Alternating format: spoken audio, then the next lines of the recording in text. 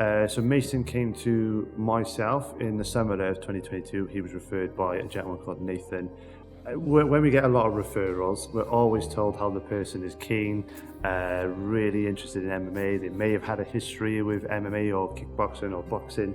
So you kind of get a bit numb to that sensation, if you will, where you're like, okay, no problem, and they never turn up. Not only did Mason turn up when we first met, and he turned up on his own, all the way up to the top of Penarth Road.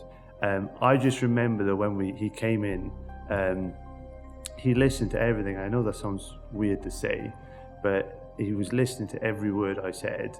We walked around the gym, and to try and really get them on board, I take him inside the cage. And when he just stood in the cage, so silent, taking it in, you could see almost like he's picturing his future, if you will, that he just knew this is what he wanted the moment he's looking around. It was exciting the first time I met him, and you just kind of know sometimes when you get that person, if something special is about to happen. It all started with the Hangar Human Performance Centre. He started training with Paul Jenkins. Paul, being the genius that he is with people, they just instantly clicked. You could see a bit of twinkle in Paul's eye that he knew Mason was going to go on and do well.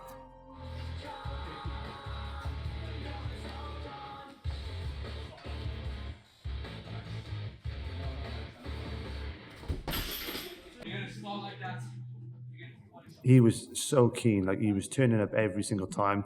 There were days that I was missing sessions and they were saying how he was still there. And I was getting a lot of questions from support staff, not negative, but just questions that, do you think he's going to stay doing it?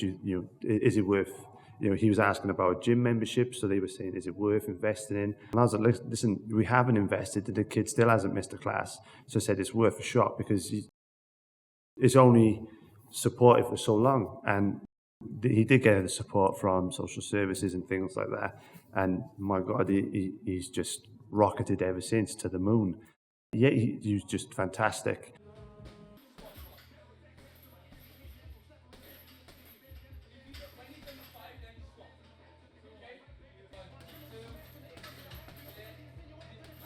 I was aware of his surname, I was aware of his family, know a bit about the history of the family. I was lucky enough to meet his mother before her passing away.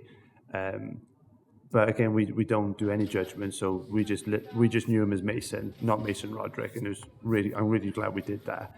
And he was just such a great kid. Eventually, he opened up about his family, and to know a bit about his family, and now I know where he is. I'm so proud of him. I think he's done so amazing. I think he's really, if I'm honest, I think he's completely done a 180 for his family. That he's shown them that there's another way around life. Away from certain behaviours, away from a certain lifestyle. I think he's become a bit of a, I guess in my opinion, a bit of a patriarch to his family. I think he is the figurehead of that family now in terms of where he's going in his life, and I'm really, really chuffed for him for that.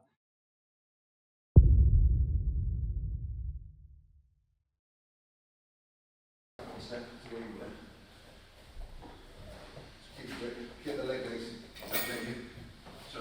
Here. Now, that hand, keep that in so you chain on like an overgrip with this the other hand. Yeah. To think of, if fighting homelessness wasn't there, where Mason would be, the fact that he's where he is, I think is a huge story for a lot of people. I'm really, really proud of that.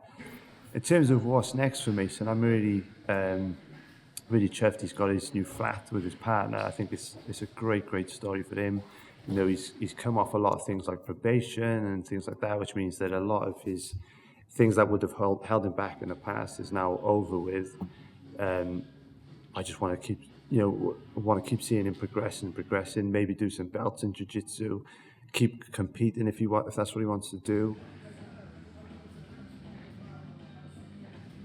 As well as the constant improved standing, his jiu-jitsu is just on another level now. I think that when he first came to us, he didn't know a whole lot, but my God, he just listens. He just watches intently, listens to every word.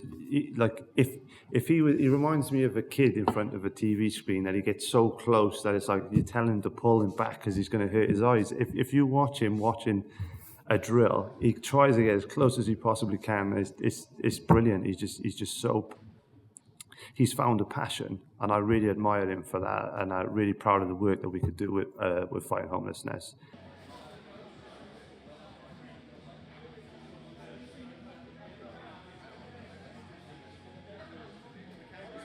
Then he linked in with Lorenzo Armstrong. So Lorenzo started out, he was actually my very first volunteer, really cool guy. The huge appeal with Lorenzo was that he was actively fighting. So Mason already being super keen about fighting one day, about competing one day, to then bump into Lorenzo, there was an instant connection between the two. So Lorenzo became kind of, if you will, like a big brother figure. Mason really looks up to Lorenzo. Mason followed Lorenzo everywhere, really keen, and just started learning so much. The things that Mason was learning from Lorenzo, and things that Lorenzo was picking up from other people too, you could start to see the real special story there.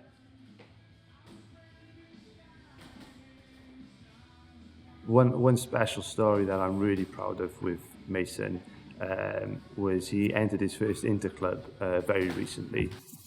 I was unaware that he even entered an interclub. This is how, again, he's gone so much more further than fighting homelessness could take him. He's just done so well. But I had a message that out of the blue, he said he'd won a bronze medal, and I was completely dumbstruck, just like, this is insane. Fair play to him to do it. He won a bronze medal at an interclub. He didn't go into too much of the detail, and Lorenzo gave me the detail about exactly how he got there. And the things that Lorenzo was telling me, how he submitted so many people. And the biggest thing I'm proud of more than anything, and what we try to encourage in fighting homelessness, is mental resilience. He got a bronze, meaning that at some point he did lose, but after his loss, he went on a winning streak. You know, he didn't give up. He didn't just say, I'm done with combat sports. He didn't take the confidence knock. He built himself up again in that moment, and that's something that fighting homelessness wants to give not just Mason but everybody. And right now, thanks to Mason, we have a real world example of what we can give a person, that mental resilience, not just in a sports competition but in life. Just because they may have lost that round doesn't mean that it's over. And then, you know, I've screenshotted a message of him saying how he went to bed with his medal because he's just so proud of it. He'd done his first grappling match at a card called Victory FC, sorry. And for the match, he wore his I Am Worthy kit that we provided with him when he first started training. Again, a huge moment for myself personally to see that kit on him in that event. Your technique is way more better now. Way better. He's dying. Nah, it's all good. Fuck him, I'm dying. 30 seconds, that's all you got. You've been all since 7 o'clock. Oh, he's been punching all since. Your technique is way better. And then something I'm really proud of is the fact that because he did that, he entered the I Am Worthy Hall of Fame. He's the first participant of ours to enter that. Normally we get kind of high-level athletes who've done us a favour and wore the merchandise to an event. The fact that Mason was our own talent who's now gone on to do that, I'm really proud to have him in the Hall of Fame. You know, we always knew we may get a story like this at some point. We never expected it to happen this quick. I think so much credit needs to go to Lorenzo, to, you know, Paul Jenkins at Hanger, to the guys at Craig Ewer's Academy, including Craig himself and Joe Yori, all the teammates around him. I think they're all a big credit to Mason's story.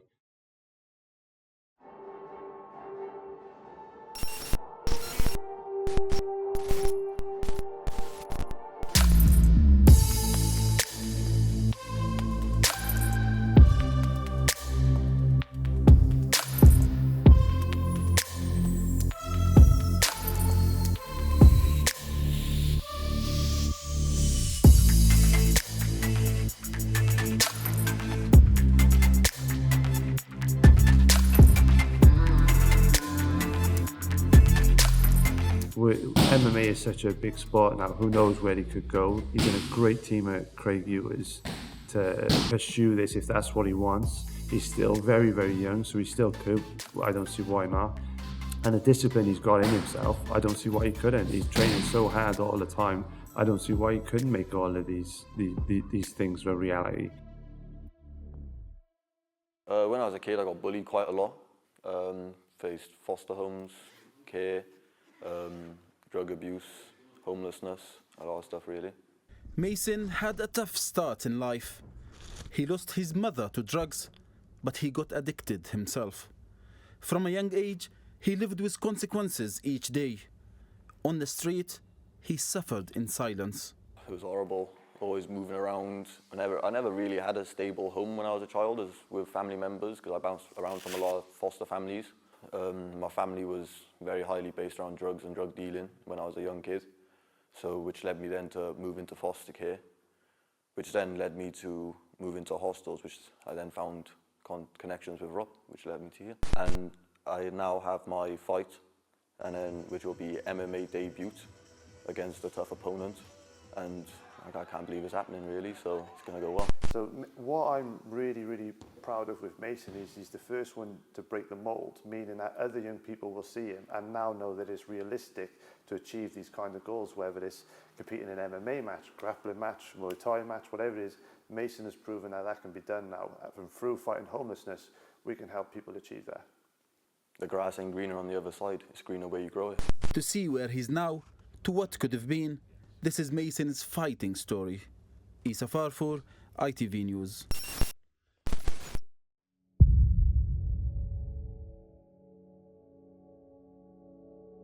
By the evening, making his way to the blue corner, Mason Roderick!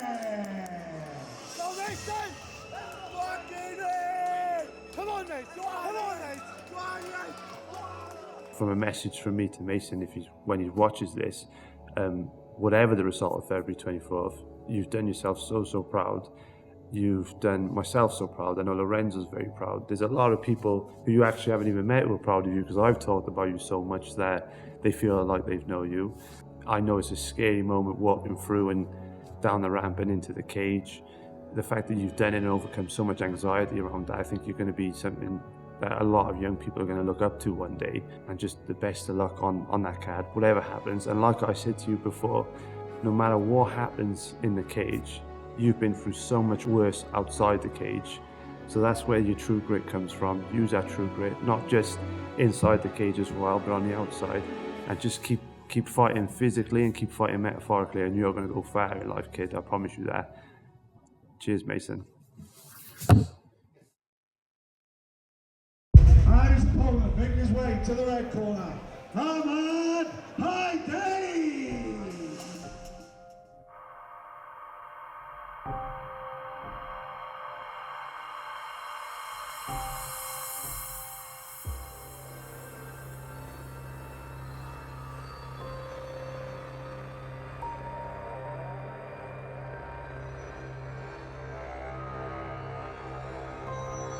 Ladies and gentlemen, our sixth fight of the evening is an amateur MMA bout at 61 kilograms over three 2-minute rounds. Fighting out of the blue corner, representing Clay Blues Academy, Mason Roderick! And his opponent, fighting out of the red corner, representing Baltimore,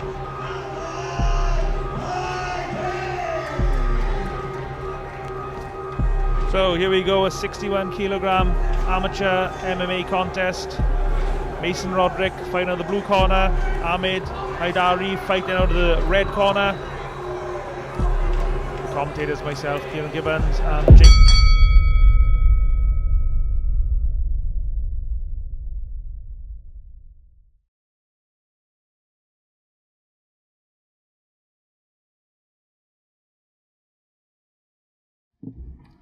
Let's get into it. So this is just the ref announcing the fighters. Me first and then my opponent. I'm just speaking to the ref, just going over the rules real quick. That's pretty cool to have Brett John's referee. I fought in the UFC a while back. Very good ref. I'm just having a little bit of a stare down, Right, so right in the beginning, just take control. Got caught a little bit, but didn't wobble me.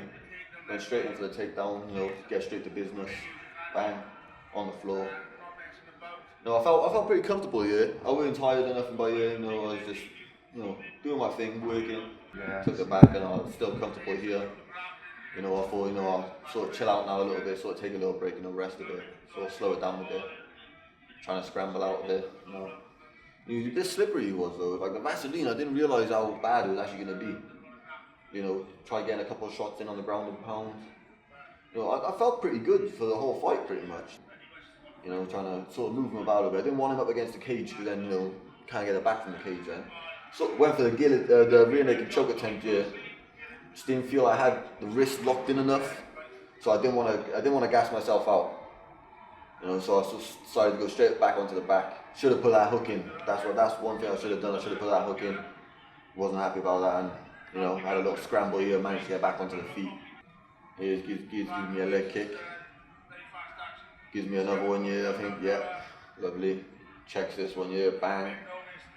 Hesitates. Oof. Straight over. Bang. That's what we're talking about. You know. He was a bit worried after he figured he couldn't strike with me, but I should have let my hands go a bit more, you know. I should have been a bit more comfortable standing on the feet, as I don't think he really had the skill level I thought he would have had.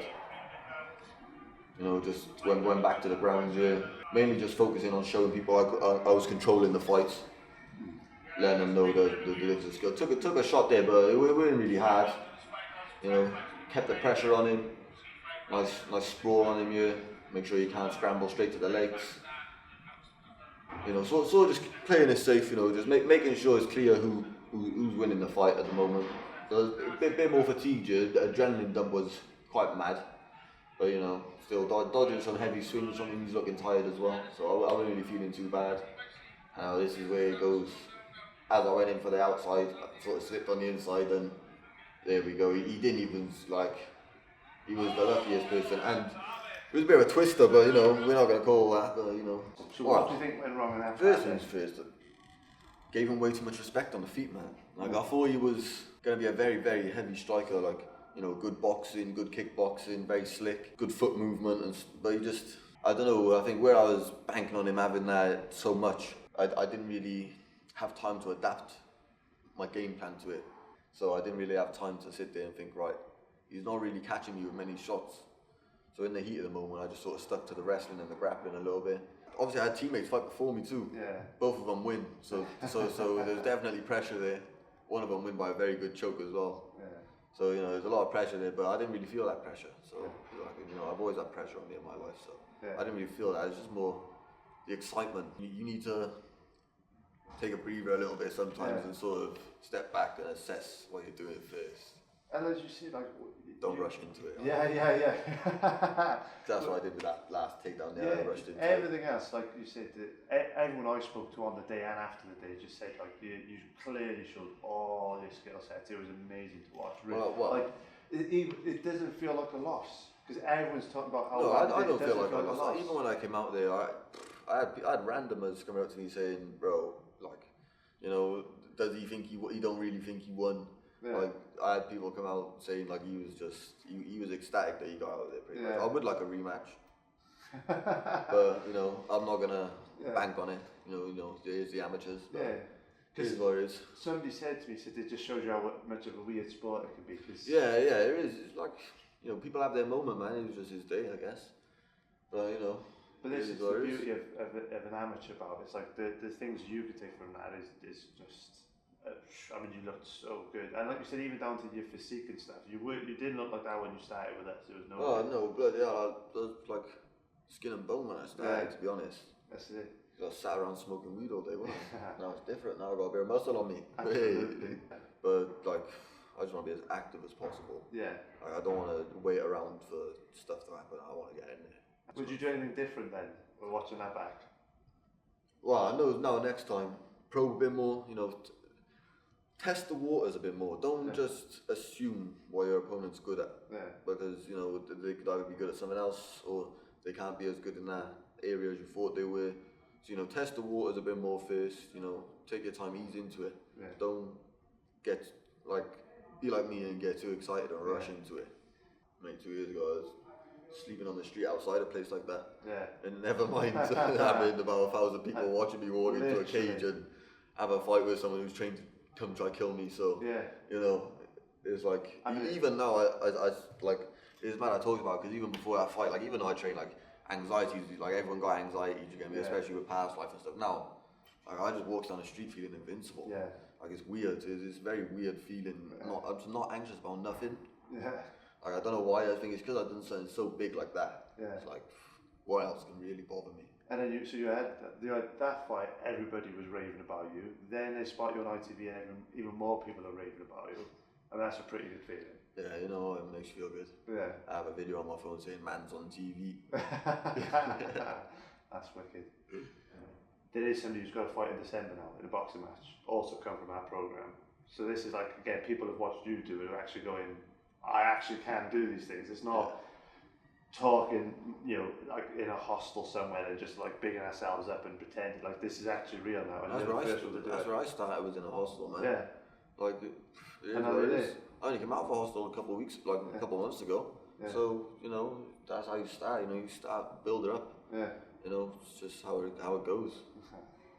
My man, yeah. Sweet. So myself and Shaun thought we were high-fiving each other, tapping each other on the back, thinking we'd had great contact, great inspirational story. Finally can just get straight into editing, really excited.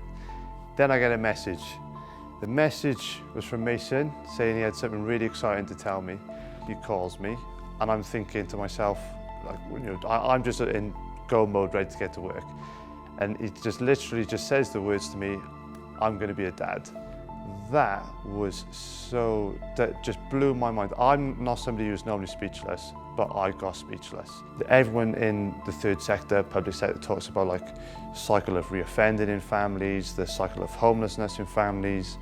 Mason has changed that for his family. So where family members are in prison at the moment, where some have been, you know, gone through drug abuse, now the inspirational role model he's going to be for his child really changes all that. So to think that fighting homelessness has played a part in breaking that cycle is huge. And I think there's also an unsung hero in all this, because what's been inspiring about Mason when he's going into the cage and he's fighting, when he's training and he's got this great community around him that now his child will have. The one thing I think that people don't talk enough about is how supportive his partner has been. She's been at every event, whether it's been on her own and taking herself out of her own comfort zone, she's been unbelievably supportive. And I'm just so chuffed for Mason and his partner. I think that I'm just excited that fighting homelessness can play any part of that, let alone the big part that Mason gives us credit for.